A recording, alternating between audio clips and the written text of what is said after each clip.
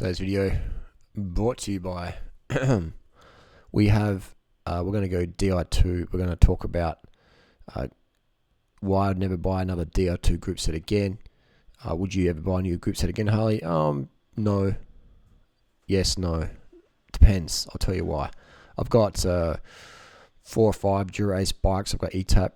I've got the bling of the blingest. The bling.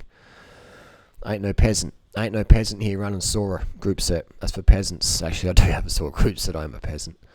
I only wear Rafa jerseys. I ain't no peasant. Anyway, so we have here the old Tegra is $2,200 for an old Tegra group set. It's also over $1,000, over $1,000 for a $2,090. It gets about $800. That's about $1,200 more for electronic. What are the advantages?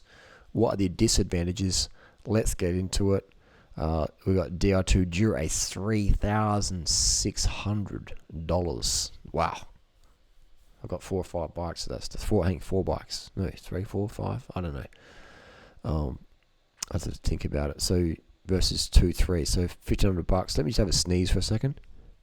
So we're talking about $1,800 for this online, eBay, etc. But so yeah, we're talking. We're talking almost. It's potentially double, at least $1,000 more. $1,000 more. This is quite. It's disc. Sorry, disc. All right, here we go. So it is definitely just a lot more expensive. Now this is a video a lot of people are going to hate. To be honest, the best group set you're going to buy today for money would be a SRAM Red 10-speed. Probably get one for about $300. A group set for $300 off eBay.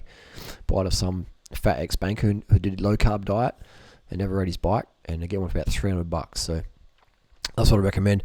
E-Tap, I've got E-Tap 3.6 for a group set. It runs nice. I do prefer the shifting of Shimano. It's a bit more crisper, but the E-Tap, it does work nice. I love how easy it is to install to a bike. Pros and cons, but very expensive. So for the money, a little $300 SRAM Red group set is going to be the lightest you're going to get and works really, really well. But if you can find one, which is not too hard to find these days, 10-speed SRAM and a very...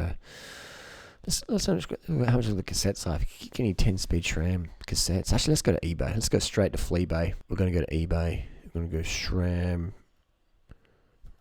Red group set. Let's see if we can find any old ones. 34. What's this one here?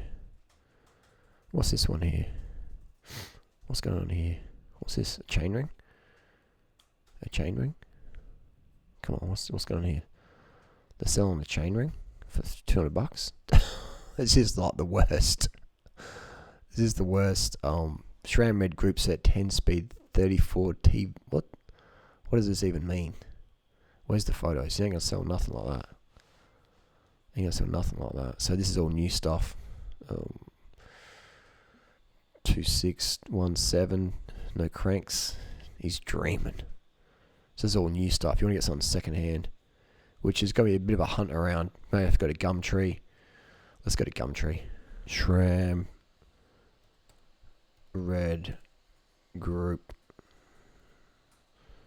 SRAM Red group set. Australia. Let's hit it. This might bring up bikes as well. Okay, so we're looking here. We've got bikes here. There doesn't seem any group sets. This one's got $1,200. Alright, come here we go. Can we find something with a lot of cheap bikes? A lot of cheap bikes here. Let's go look at this here. S-Works Tarmac.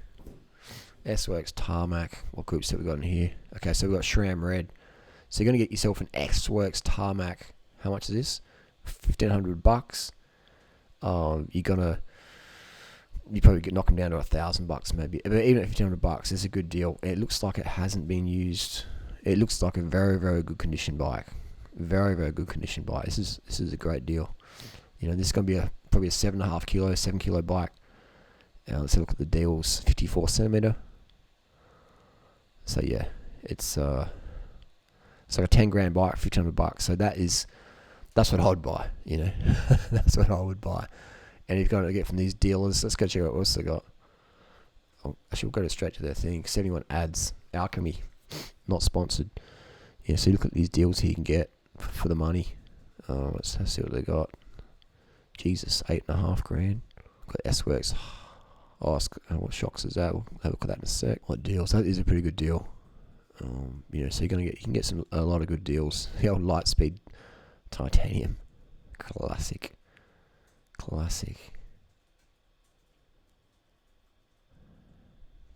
So there's some deals out there. SRAM Red group set, $1,000. It's a bit pricey. Tubulars, streaming. I'd never buy tubulars, they're a pain in the bum. So I didn't have much more deals on this website. It's an old ST. We've got to check this out. We're really deviating here from the original video title, but we just have to check this ST. Remember these STSs? Holy shit. $2,000. These used to fail a lot, but I'm probably right. A retro build up. Jesus. Wow. It's like 1997. The old Duty T2s. Jeez, wow. Classic bike back in the day. Look at those linkages. Anyway, we're digressing here. We're digressing even more. There's a stump jumper. Just goes to show you what's out there in the market. Or one by S-Works. It's a little bit thrashed. Maybe not. Hard to tell. How much is it? $3,000. But anyway, that's what I would get. SRAM Red, stuff like that. 10-speed stuff is very, very cheap. Very cheap. You can get an option for 10-speed these days. You basically spin a bit around, sniffing around. You're going to get stuff real cheap. 10-speed works just fine.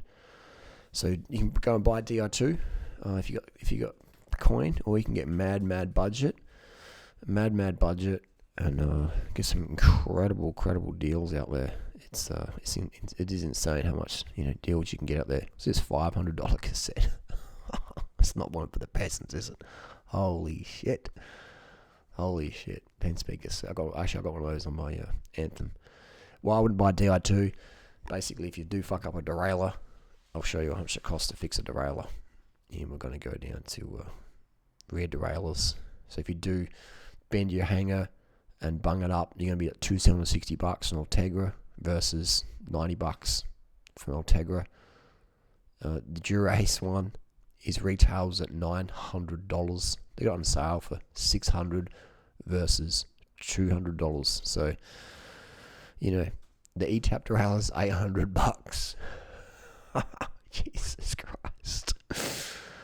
It is insane. Cycling is such a fucking, some of the rip-off prices you pay for. It is insane. There's the old RXs out now. So yeah, there you go. So it is, if you do bung it up, just remember those prices, That's why I wouldn't really recommend Di2. Even though I do have it, I can honestly say if I was going to buy a brand new bike and I had the option, I wouldn't get Di2. It's just stupidly expensive. And I've got an S-Works Tarmac, and the derailleur recently died. It's a 10-speed one. Now my whole group set's fucked. Nothing works with that. There's not, so it has to go in the bin, basically, landfill. And that's sad. So there you go. Supporting on the track. Who knows? There's 11-speed derailleurs out now, but you're going to be paying a lot. So you got to understand that. You want to be paying extra. There's no advantage to Di2, really. There's no performance advantage. Cables don't get as worn, but then for every pro you got a con, and for every con you got a little bit of a moderate pro. So yeah. Anyway, what do you think? Di2 or not? What's been new experiences? I've got both. I prefer mechanical in terms of durability, price, affordability. It is just far superior.